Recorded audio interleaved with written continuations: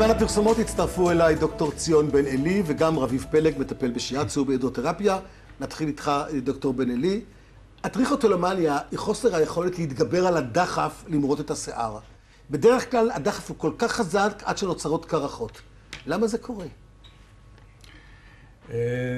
חשבו שזה קורה בגלל איזשהו שיגעון. גם המילה טריכוטילומניה, מניה, זה שיגעון. אז הייתה מחשבה שיש פה איזשהו שיגעון.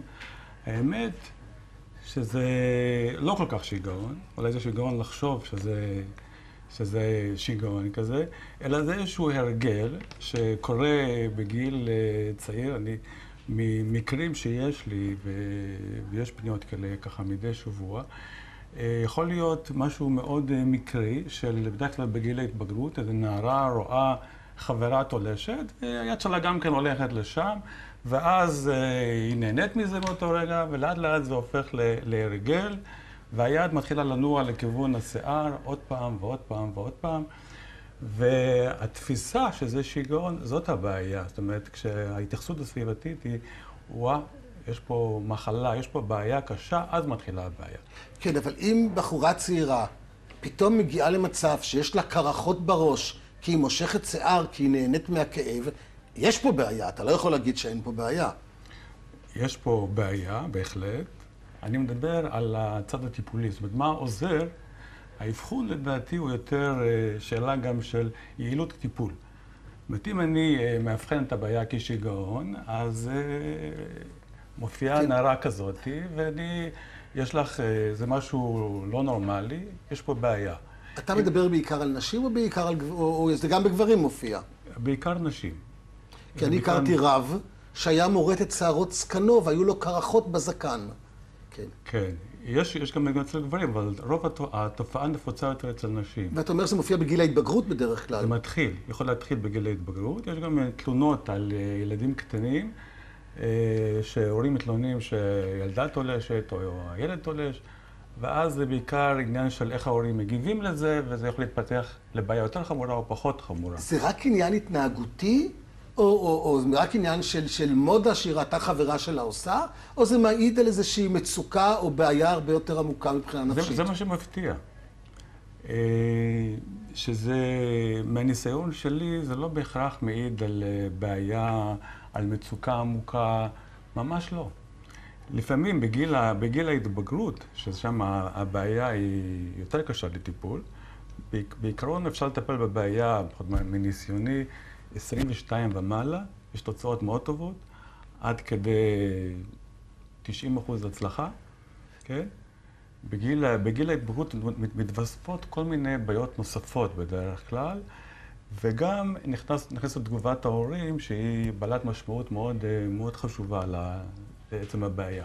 בכמה הבעיה הזאת שונה מהרגלים כפייתיים אחרים, כמו כסיסת ציפורניים? חיטוט באף. חיטוט באף, או... אפשר להסתכל על זה מבחינה כמותית. זאת אומרת, האף נגמר באיזשהו שלב. שיער יש המון, גם ציפורניים יש רק 10. שיער זה התנועה הזאת של ההרגל הזה, כן, שחוזר על עצמו, וכמות של שיער שהיא כמעט בלתי נדלית, והוא גדל שוב ושוב, זה הופך לבעיה מהותית, כמותית. בוא נגיד ככה, מה יש לעשות שזה קורה?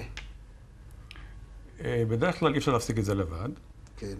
מומלץ לפנות לטיפול, והטיפול שאני מצאתי כיעיל, זה טיפול שמשלב טיפול התנהגותי קוגניטיבי עם היפנוזה.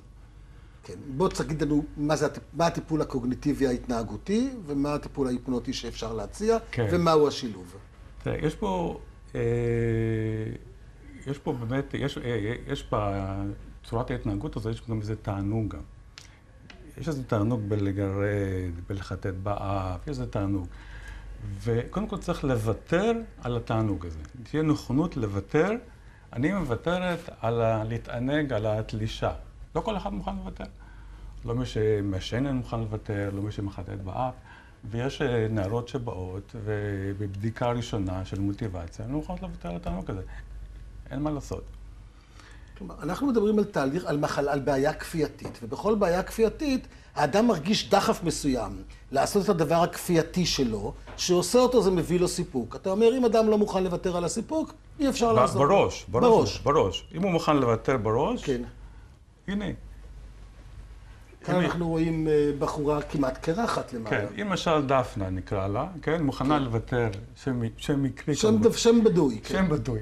מוכנה לוותר על התענוג שבתלישה, כן? והיא מוכנה, והיא בת 22 ומעלה, כן. רצוי, כן? ובוא נגיד, והיא מוכנה להיכנס לתהליך שיש בו גם שיעורי בית, גם כן. עבודה, כן? יש סיכוי מאוד גדול שזה יצליח. בואו נראה שקף נוסף. איפה מצאתם את זה? כן. מה אנחנו רואים פה? קרחות, כן. קרחות. האם זה טריכוטולומניה?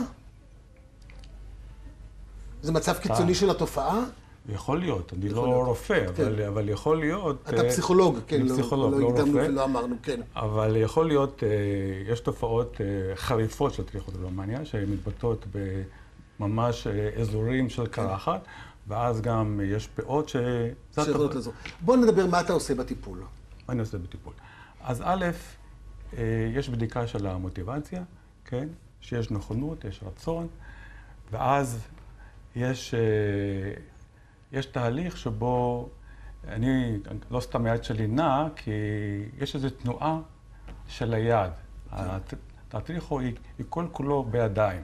כן. יש פה הרבה עבודה עם הידיים בהיפנוזה. זאת אומרת, אני מצאתי שאם אני יוצר תהליך היפנוטי עם הידיים, כן? שעוצר את התנועה האוטומטית הזאת. יש איזו תנועה אוטומטית של היד שקורית... שבאה לשיער. אלפי פעמים, אולי אפילו מאות אלפי פעמים, שמאוד קשה לעצור אותה. אי אפשר לעצור אותה וזה תפסיקי לתלוש, זה לא עוזר שום דבר, ההפך זה רק מתסכל. כן? בהיפנוזה אנחנו מגיעים לבסיס, למקור של זה, ובתהליך סוגסטיבי מתאים אפשר לעצור את זה. כלומר, אתה נותן לה פקודה היפנוטית שברגע שמתחילה היד, נגיד, לזוז, אז היא תעשה עם היד משהו אחר? לא נותן לה... תן לי דוגמה בשטח. מה אתה אומר לה בתהליך ההיפנוטי כשהיא מתחילה להזיז את היד? אני יכול להגיד לה, אני משנה את התנועה של היד, מתנועה ריתמית שהולכת לשיער, לתנועה של למשל יד כבדה.